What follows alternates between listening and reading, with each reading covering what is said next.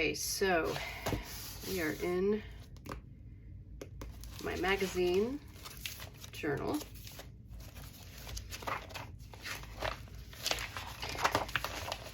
Getting towards the end. All right, so I have this layout. So this underneath, you can see I've got some underneath, and that's a little bit of paint. It was just packing paper, craft paper, packing paper. I save all of this when I get packages. So that was a layer of the packing paper and then a layer of gesso, of course. So here is what I think is going to be my focal element. I really like just everything about this. The colors, it's got a bird, the pattern, or excuse me, the texture. It feels very springy, which is probably why I pulled these pieces. So anyhow, these are some of the pieces I've pulled. This piece of fabric.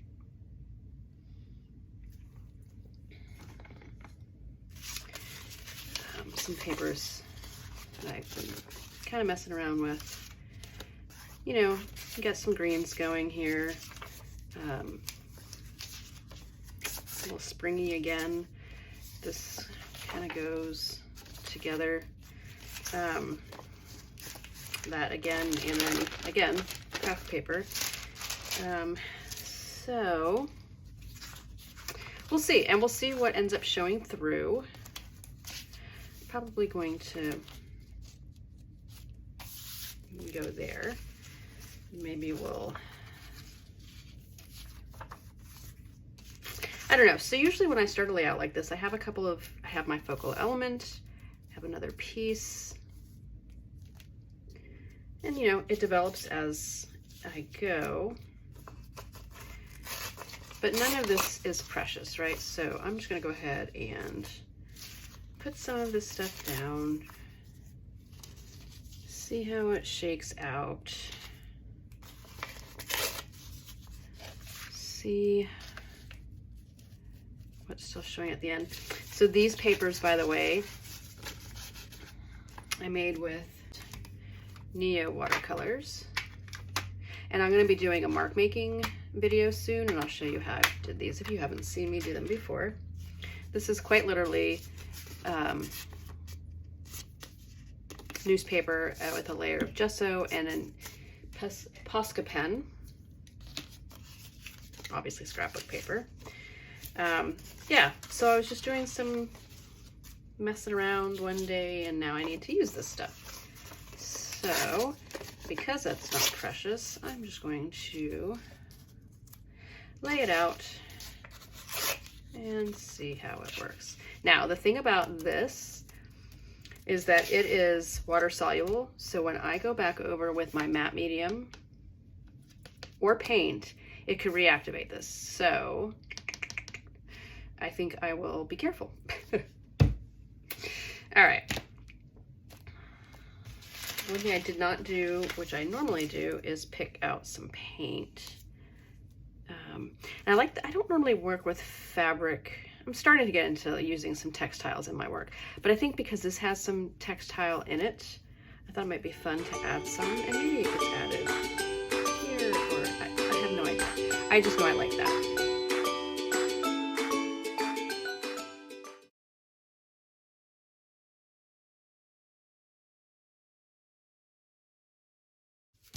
So I'm going to use my catalyst tool, and I'm going to use my matte medium. And when I use matte medium, it's always a good rule of thumb to put it on both your substrate and what you're putting down. But remember, I said this was water. This was going to reactivate this possibly. So, oh yeah, see? And that's okay because it is just background. And as a reminder, if you watched my last video, this is a great exercise in not keeping things precious, because we all tend to do that. And while these papers are pretty, that the purpose was, I'm gonna guess, it was a mindful practice. Maybe it was to show somebody how to use the material. Don't remember, doesn't matter. The purpose is to get some background, to add some interest, and not be precious. So we're not going to worry about the fact that we're pulling out the color.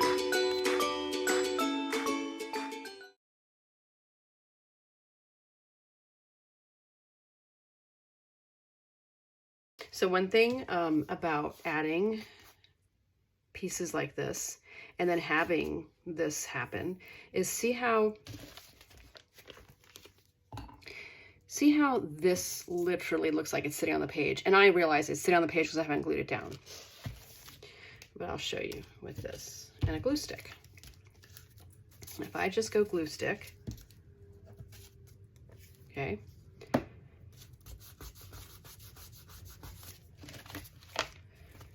see how it looks like it's just kind of sitting out there by itself, but because it's got all that, because it pulled that up, it immediately makes it part of the page. I hope that translates on camera, but it really does make a big difference. It kind of pushes it back into the background and makes it not look so lonely, like it doesn't belong. That's fine, just not right.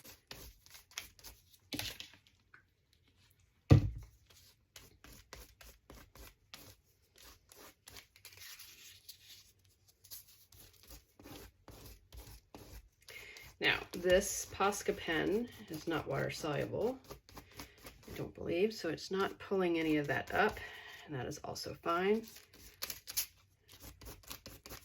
Because in the end, a lot of this is going to get covered up anyhow. So got a little bit of interest going now on our white background.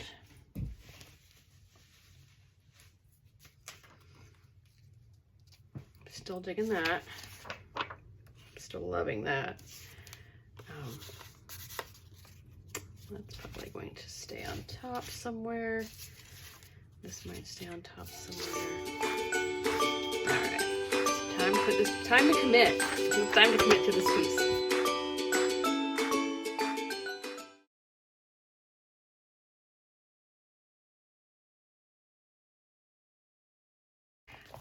When I do this, I run the risk, of course, of pulling some of this into it, and I have to be okay with that because some of it's going to get covered up with paint anyhow. It's not going to look exactly like this, and nor do I want it to, right? Because there was somebody who designed this and put their concept and their time and energy into it, and it's beautiful, but I'm now taking their starting point for me and, whoops, turning it into a piece of my art. So I don't want it to be exactly like what they had, or I mean, that's when you get yourself in trouble. Although I'm putting this in my art journal and I'm not selling it, so I can, if I wanted to leave it just like that, I am be perfectly fine. I know people are always concerned about, and rightfully so, copyright. You should definitely, if you're going to sell stuff, you should be interested in knowing about it. But since I'm not selling this, I'm making it for myself to enjoy, I will not worry about that. All right. So we got our first layer down. All right, everything's dry. It's time to get some paint down. Excuse me, our second layer down. So I'm mixing up. And you'll let it dry. Kind of intuitively. Like basically I'm just adding a little bit of the colors here and there until I get something I like, using a palette knife. And I'm just going to go ahead and start painting and see how it looks. Probably going to end up with many layers of paint because that's the way these layouts go. Sometimes I'll get some down and like it. Sometimes I'll get some down and I don't like it. And it's just kind of a back and forth little practice.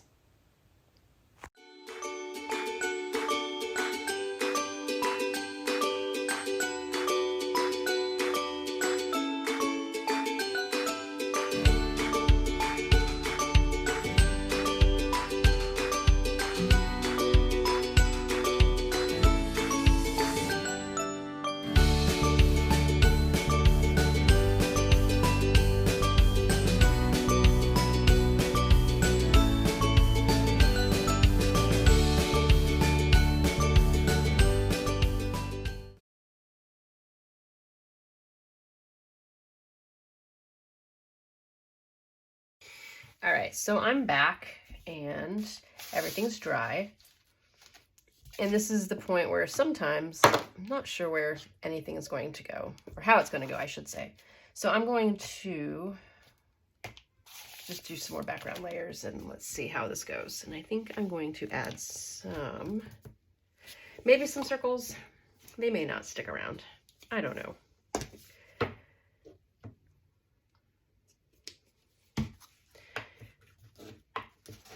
But you can't see. So I have this, and you'll see this again when I do my mark making video. It's just some of my, I love circles, so I hang on to lids and use them. I'm gonna do some circles.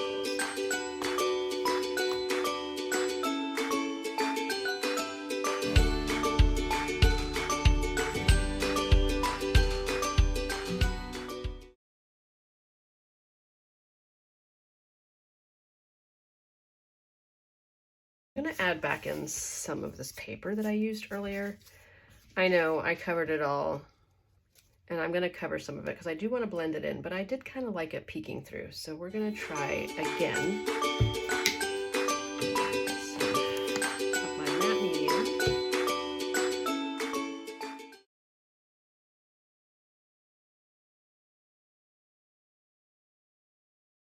I'm gonna come in with a little bit of, not that color, and not with that brush. All right, so let's not use the adhesive brush with paint. So I am very rough with my brushes, but one thing I don't do is mix up my brushes. So my watercolor brushes are for watercolor. My adhesive brushes, like this one, is only for adhesive. I have a gesso brush when I'm not using my catalyst tool. And then really all the other brushes, it's all no holds barred. All right, didn't like that, no worries. Not gonna worry about it. I'm gonna get out a different green.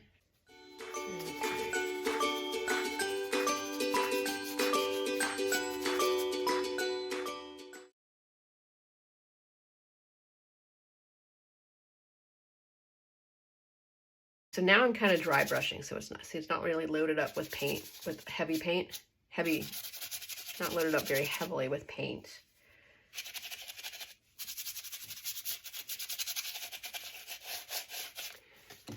So you see what happens when you do dry brush right there.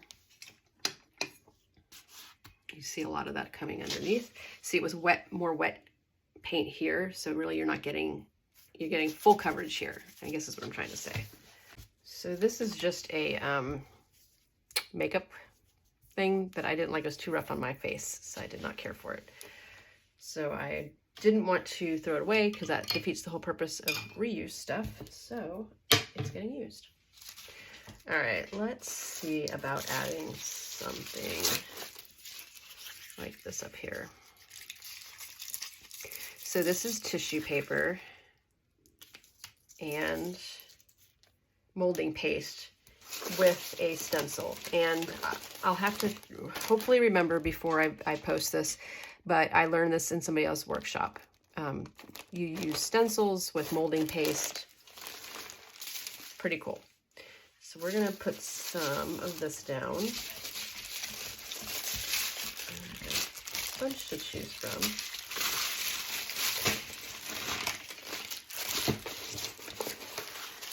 Got my box of stuff. I'm gonna stick with the circles though.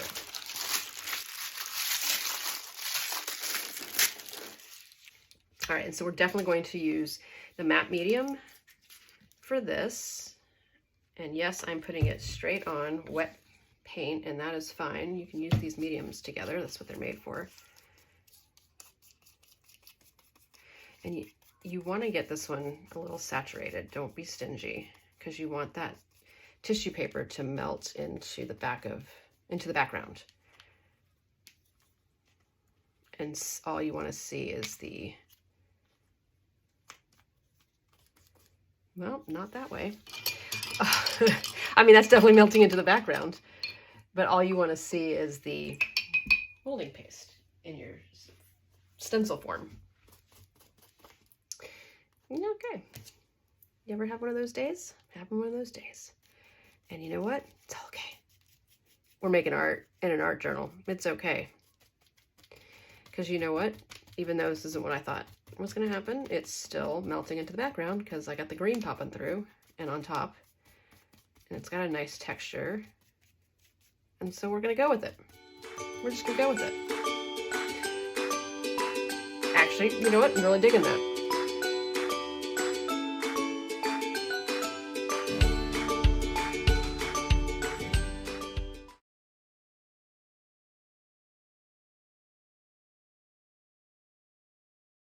But I don't want the green over here because I don't have any of that green over here. So I'm really liking how this is doing what it's supposed to. So you're seeing underneath the tissue paper is melting into the background.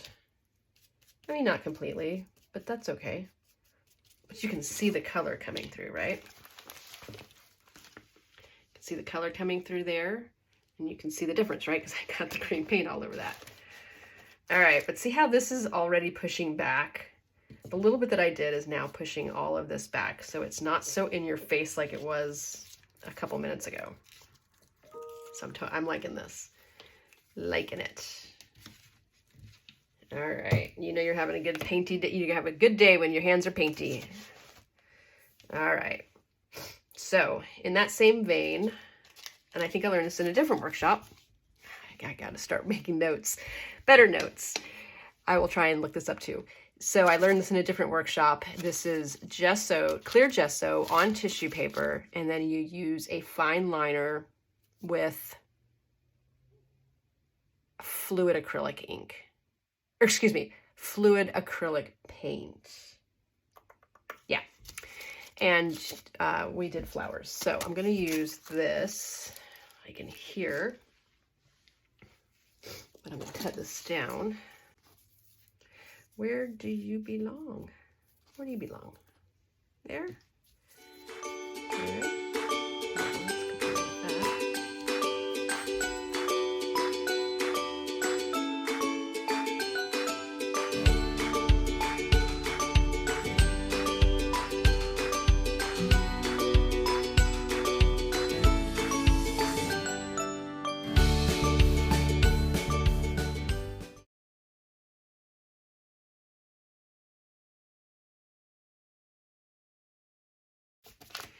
See, I like the textury pieces here. All these little pieces because it's got some fabric in it, so it just brings in some more texture. And I'm really digging that. Yeah. I mean, now I feel like we need some drips. I mean, right? We need some drips.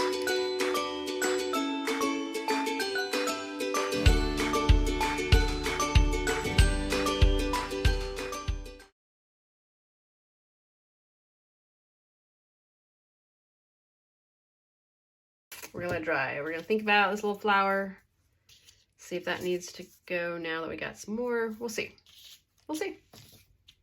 We're back, and I think I finally figured out how to finish this off without forcing it. Right? So let's get a little bit of our matte medium. In this area.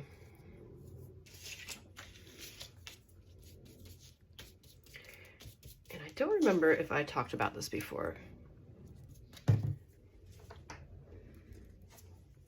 That especially when you're working with tissue paper, I learned if you don't put the matte medium on the back of the tissue paper and then you try to put it down on your page or your whatever you're working on, it doesn't melt into it like it does if you put the matte medium on both sides.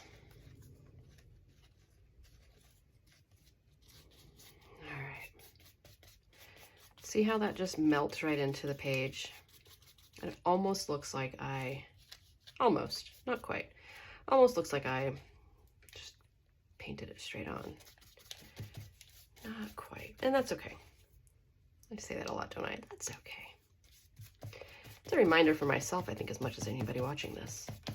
All right, so that piece goes there, and because I like odd numbers in my design, we'll go here. 1, 2, 3, 4, 5, yeah, 5 pieces of fabric. Hey.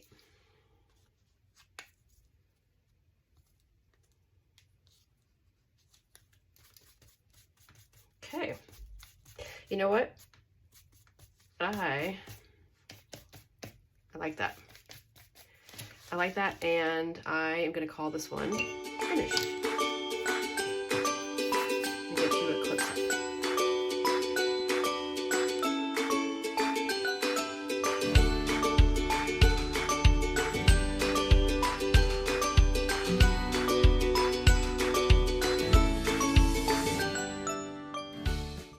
Hope you enjoyed. Thanks for watching. Bye.